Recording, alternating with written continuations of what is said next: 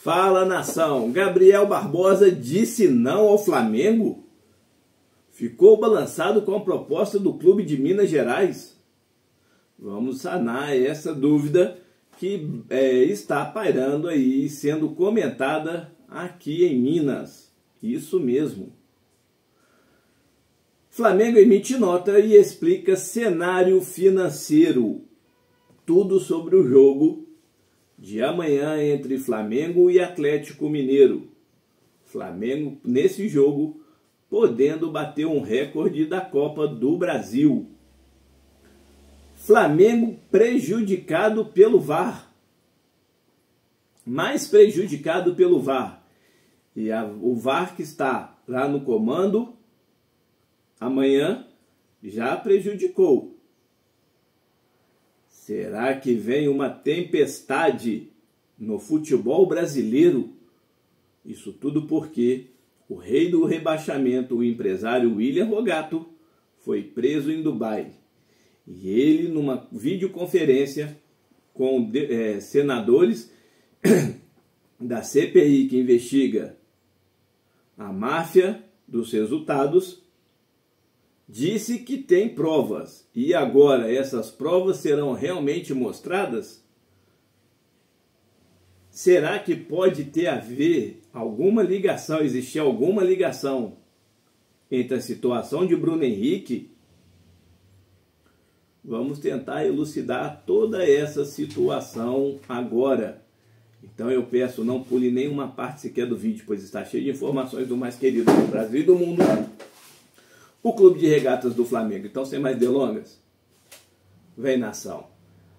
Amanhã tem jogo entre Flamengo e Atlético Mineiro. O Flamengo podendo se sagrar aí pentacampeão da Copa do Brasil. E de quebra, podendo bater um recorde da competição. Isso tudo porque os campeões que tomaram menos gols na Copa do Brasil tomaram 3 e o Flamengo tomou apenas 2 gols nesta edição. Um contra o Amazonas e um contra o Atlético Mineiro. Se o Flamengo amanhã sagrar campeão e não tomar gol, esse recorde será pulverizado. Vamos lá. Ranking dos campeões com as melhores defesas. Criciúma em 91 e Corinthians em 95. São os que lideram aí, que foram campeões e tomaram apenas 3 gols.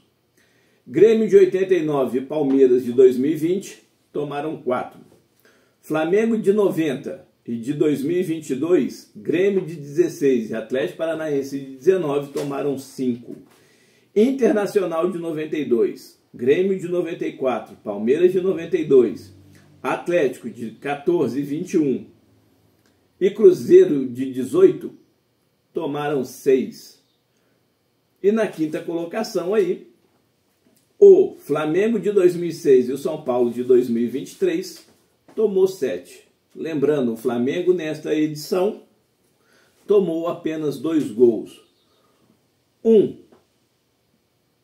contra o Palmeiras e um contra o Atlético Mineiro. E uma curiosidade, o Flamengo nesta Copa do Brasil sempre jogou o segundo jogo fora. O primeiro jogo contra o Amazonas, na terceira fase, foi no Maracanã, o segundo no Amazonas. Contra o Palmeiras, o primeiro jogo foi no Maracanã, o segundo no Alliança Parque. Contra o Bahia, o primeiro foi no Maracanã, o segundo na Fonte Nova. Contra o Corinthians, o primeiro no Maracanã e o segundo na Neoquímica Arena. E contra o Atlético, o primeiro no Maracanã e o segundo na Arena MRV. E um detalhe, o Flamengo ganhou todos os primeiros jogos. A única derrota foi contra o Palmeiras. O Flamengo venceu o jogo do Maracanã por 2-0 e perdeu por 1-0 na Alliança Parque. Foi a única derrota.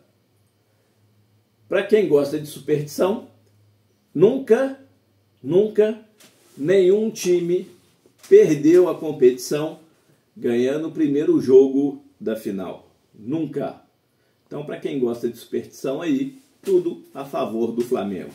O Flamengo joga pelo empate, qualquer empate, por qualquer vitória, pode perder por até um gol de diferença,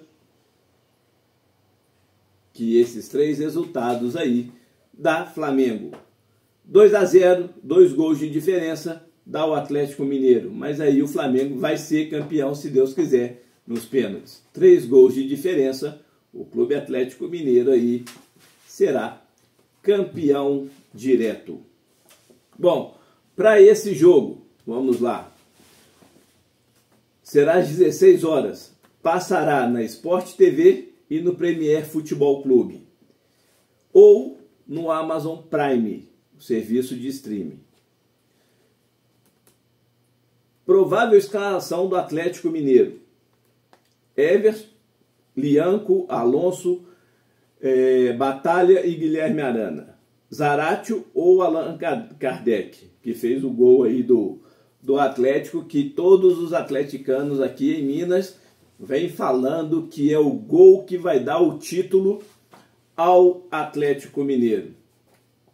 Otávio, Alan Franco e Scarpa. E na frente, Paulinho e Hulk. O Flamengo, a provável escalação do Flamengo: Rossi, Wesley, Léo Pereira, Léo Ortiz e Alexandro. Pulgar, Everton, Araújo, Gerson e Arrascaeta. Bruno Henrique e Gabriel Barbosa. A arbitragem: Rafael Claus. Assistente: Neuza Inês Bach e Danilo Ricardo Simon Maniz. Quarto árbitro: Matheus Delgaldo Candansan. E a preocupação maior do Flamengo no VAR, Daiane Muniz. Ela já andou prejudicando o Flamengo aí em decisões. E a arbitragem toda de São Paulo. Isso mesmo. Bom, já que estamos falando de VAR aí, vamos trazer aí. O Flamengo teve 9 decisões reversas no VAR. Porém, separei umas aqui que é cavernosa. O gol, a última, foi o gol anulado do Alcaraz contra o Cruzeiro, que nitidamente o jogador do Cruzeiro rebate a bola em direção ao jogador do Flamengo. Mas aí o VAR simplesmente foi lá e anulou. A outra, gol anulado do Fabrício Bruno entre Vitória e Flamengo. Esse aí foi complicado, que não teve nada naquele escanteio. Lembram aí? Não teve nada, a bola sobrou para o Fabrício Bruno e aí o Fabrício Bruno fez o gol. E o gol anulado de Atlético Paranaense e Flamengo, que acabou aí o jogo em 1-1, que o VAR achou um toque do Luiz Araújo, que fez a bola sobrar para o Gabriel Barbosa. Não existiu esse toque. Não existiu esse toque. Tá? Então, ó, no jogo contra o Vitória, o Flamengo ganhou. No jogo contra o Cruzeiro, o Flamengo ganhou. E no jogo contra o Atlético Paranaense, o Flamengo empatou. Era o gol da vitória. Hoje o Flamengo com 60 pontos, 58 pontos, estaria com 60. Prejudicou ou não prejudicou o Flamengo no campeonato? Só citando esses 3, e esse principalmente do Atlético Paranaense. Mas tudo bem.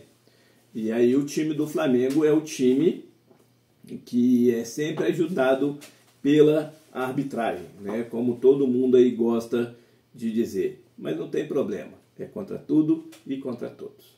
Esta é a grande verdade. Bom, ontem, nos noticiários, e a gente trouxe aqui, falando aí, pegou todo mundo de surpresa a questão da reportagem do Rodrigo Matos, falando aí do aumento da dívida do Flamengo. O Flamengo emitiu aí um comunicado, e olha só o que ele falou. Recentemente, foram divulgadas informações parciais na imprensa, que distorcem a real situação financeira do Flamengo. Essas informações consideram apenas parte dos números, sem oferecer uma visão ampla e precisa do cenário financeiro do clube. que hoje se encontra em seu melhor momento histórico, com uma solidez e saúde financeira inquestionáveis. Lembrando, eu ontem deixei claro, o Flamengo não está endividado, ele está comprometido. No vídeo eu falei sobre isso, mas teve muita gente aí que trouxe falando que o Flamengo estava endividado. Bom, esclarecimento abaixo. Investimento versus obrigações financeiras. Isso não foi falado. Vamos lá. É importante ressaltar que a atual gestão do Flamengo zerou o endividamento bancário do clube, tornando o caixa positivo e eliminando as despesas financeiras com juros por empréstimo. Não podemos esquecer também que, mesmo com a aquisição do terreno à vista e os fortes investimentos em atleta, o caixa do clube permaneceu positivo em 45 milhões. Fez parte do planejamento do clube de não vender nenhum dos seus principais jogadores e manter uma estratégia de investimento robusto em patrimônios e ativos, como foi aprovado pelo Conselho Deliberativo. No que tange ao estádio, isso não representa nenhum endividamento bancário. Cadê endividamento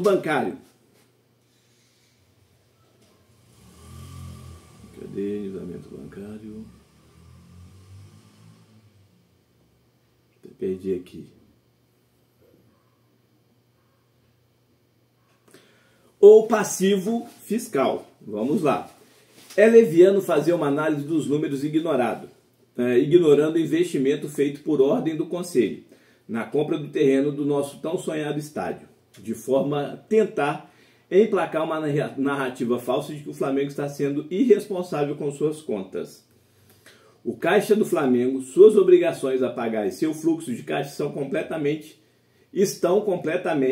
dentro da sua capacidade financeira. 2. Reposição do caixa. Uma parcela significativa dos investimentos no valor de 150 milhões será rapidamente recuperada através da venda futura de cadeiras cativas do novo estádio. Isso aí eu já acho errado, porque é uma previsão que possa vir a acontecer. Pode acontecer a curto e a longo prazo. Tá? Então, deixando claro minha opinião e de especialistas também que já comentaram aí sobre essa nota emitida pelo Flamengo. Esse processo de venda será iniciado após a conclusão das eleições, respeitando a transição e evitando ações antes do resultado eleitoral. É importante destacar que a continuidade do projeto do estádio dependerá do próximo presidente dar continuidade aos esforços empreendidos pela atual gestão. 3. Evolução patrimonial e liquidez. O patrimônio do clube apresentou uma valorização significativa ao longo dos anos, superando indicadores históricos. O saldo atual do caixa ainda está muito superior ao de dezembro de 2018, quando assumimos o clube que possuía apenas 8 milhões. Hoje, mesmo após os investimentos estratégicos, o caixa está em mais de 45 milhões de reais. Desde 2018, o valor estimado do elenco rubro-negro passou de 178 milhões para 469 milhões em dezembro de 2023 e atualmente ultrapassa 650 milhões. Isso demonstra uma clara valorização dos nossos ativos esportivos, fruto de uma gestão focada na excelência e na competitividade do time. No início de 24, o Flamengo realizou contratações estratégicas, como Léo Ortiz, Matias Vinha e Nicolás de la Cruz, com pagamento à vista, totalizando 115 milhões, o do Nico de la Cruz. Na segunda janela de transferência, reforçamos o elenco com Carlos Alcaraz, Alexandre, Gonzalo Plata e Michael. Investimento de mais de 191 milhões. No total foram destinados 306 milhões para aquisição de novos jogadores e a quitação de parcelas de aquisições anteriores, reforçando nossa posição na liderança do mercado. Ampliação do patrimônio. Além disso, o Flamengo também destinou recursos significativos à ampliação do seu patrimônio, incluindo a aquisição de terrenos para a expansão do centro de treinamento, melhorias na sede social e a compra do terreno para o novo estádio. totalizando 147 milhões, que foi a compra do estádio no leilão e mais a diferença lá do engenheiro que fez a vistoria. O patrimônio total do clube saltou de 368 milhões em dezembro de 2018 para 1 bilhão e 78 milhões em setembro de 2024. Com o patrimônio robusto, elenco de primeira linha, gestão sólida do Maracanã e vultuosos contratos comerciais já firmados para os próximos anos, o Flamengo se encontra preparado para um 2025 promissor, oferecendo bases sólidas para continuar sua estratégia, sua trajetória melhor de crescimento. Vamos lá, nação. O que eu trouxe ontem eu falei no vídeo de noite. O Flamengo não está endividado, o Flamengo está comprometido. E a dívida aí que foi colocada, como muitos trouxeram como sensacionalismo, que o Flamengo estava endividado, a gente tentou colocar aqui no vídeo de ontem falando que não estava endividado, estava comprometido. É uma diferença muito grande, como eu dei um exemplo. Endividado está o Corinthians, que não conseguiu pagar suas dívidas. Endividado está o Botafogo, que teve que se tornar uma SAF. Endividado está o Vasco da Gama, que se tornou parte de uma SAF, mas está sua briga lá judicial e tudo mais. Endividado está o Cruzeiro, que se tornou uma SAF, o Atlético Mineiro, que se tornou uma SAF. Esses sim estão endividados, que não conseguiram ou não conseguem pagar as suas dívidas. E tiveram ajudas aí, tiveram que modificar a sua estrutura existencial para se tornarem SAF, e aí sim, para quem sabe, um futuro longo possa vir a pagar suas dívidas. Por isso que, de uma certa maneira, o Flamengo sempre briga e vai sempre brigar pelo fair play financeiro. O Flamengo ficou incomodado com o investimento do John Textor para o Botafogo, que hoje joga o melhor futebol. Que possa ter ficado incomodado, sim. Mas é um incômodo justo. Porque se o clube tem um faturamento de 500 milhões no ano, investe 300 milhões em jogadores, não pode, a conta não fecha. Não, a conta não fecha. A mesma coisa acontecendo no Bahia, a mesma coisa acontecendo no Cruzeiro. Então, assim, a conta não fecha. E não vai fechar nunca. Nunca vai fechar. Então, isso aí mostra a responsabilidade. É claro, o Flamengo aí aumentou o seu comprometimento, a sua dívida a longo prazo, aumentou. Mas o Flamengo hoje, essa dívida foi de contratação. O Flamengo e aquisição de terrenos aí, como foi falado aí pela nota, para aumentar o patrimônio. E essa dívida, esse parcelamento de atletas, o Flamengo consegue pagar muito bem. Até hoje não foi cobrado. Desde que a antiga Chapa Azul assumiu o Clube de Regatas do Flamengo lá em 2013, o Flamengo não sofreu nenhum risco de transfer ban, pois honrou todos os seus compromissos e diminuiu a dívida praticamente para zero. Isso aí, mais uma vez, eu volto a falar. Essa notícia, a maneira que foi colocada, veio para tumultuar o ambiente, para tentar desestabilizar o Flamengo na véspera de uma final de Copa do Brasil. Bom, seguindo o barco aí, vamos falar aí agora sobre a questão do Gabriel Barbosa, isso mesmo. Eu trouxe num vídeo, acho que foi ontem ou anteontem, que as partes estavam chegando a um denominador comum. Que o Gabriel Barbosa queria uma renovação de 5 anos, o Flamengo não quis. Que o Gabriel Barbosa aí pediu para 3 anos, com não sei o que, o Flamengo não quis. E ao que tudo estava indicando, o Flamengo e o Gabriel Barbosa e seu staff estavam chegando aí a um denominador comum por 2 anos de contrato. O Flamengo manteria aí a proposta de aumento de 50% do salário.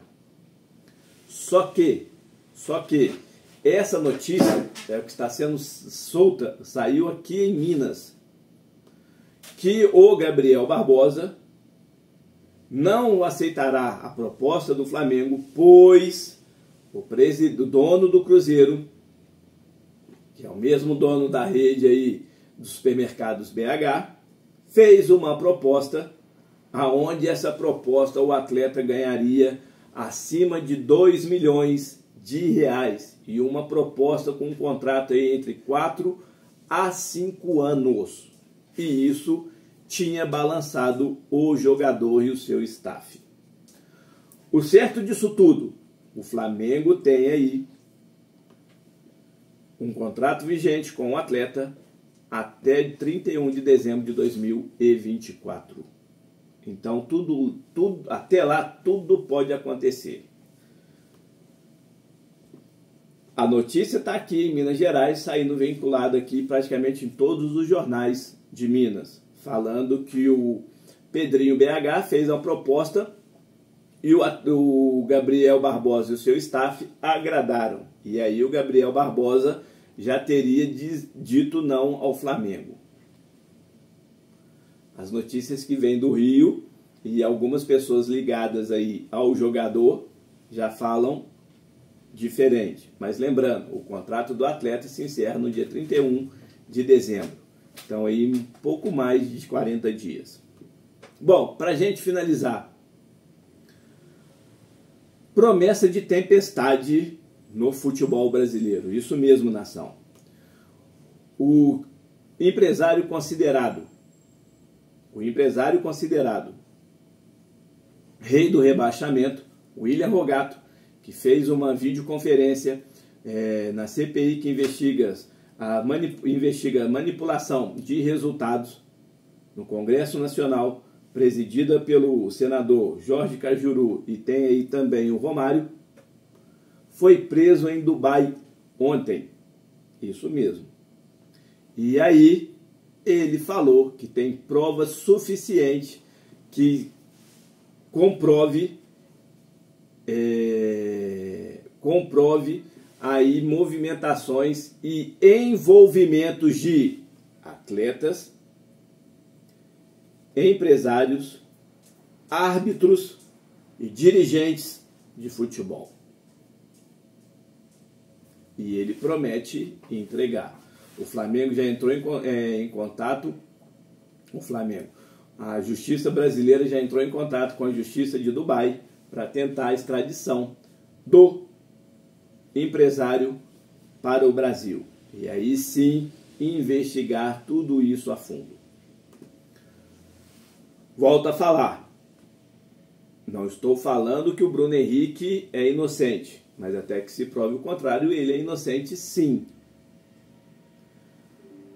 O árbitro Rafael Klein foi muito enfático e decisivo na situação do lance entre Bruno Henrique e Soteldo dos Santos em novembro do ano passado, onde o Bruno Henrique nem encostar no atleta encostou. E o árbitro já chegou tomando o cartão amarelo, dando o cartão amarelo. Depois o jogador perdeu a cabeça, aí erradamente tomou o segundo e foi expulso. Por essa partida, o BH 27 aí ficou nessa questão, nesse olho do furacão, e sendo acusado aí, sendo investigado por estar envolvido nessa máfia de manipulação das partidas. Como eu falei no vídeo de ontem, vou voltar a falar. Por que só o Bruno Henrique investigado? E o árbitro? E agora com a prisão do William Rogato, tudo pode ser esclarecido. Isto é, se não for balela desse empresário aí que quer mídia. Ele garantiu em videoconferência aos senadores Romário e Jorge Cajuru, na CPI que investiga essas casas de aposta, que tem provas aí contundentes contra jogadores famosos, empresários, dirigentes de futebol, de clubes e a arbitragem. Vamos aguardar para a gente ver o que pode acontecer. Você assiste os nossos vídeos, mas ainda não é inscrito. Senta o dedo no like, comenta e compartilha. Quando sentir a vontade, estaremos aí de braços abertos para recebê-los aqui no nosso canal. É só clicar no botão de se inscrever. Para quem já é inscrito, Muito obrigado por fazer parte desse sonho e projeto. Mas não deixe de comentar, compartilhar e sentar o dedo no like. Um beijo no coração de todos. Saudações rubro-negras.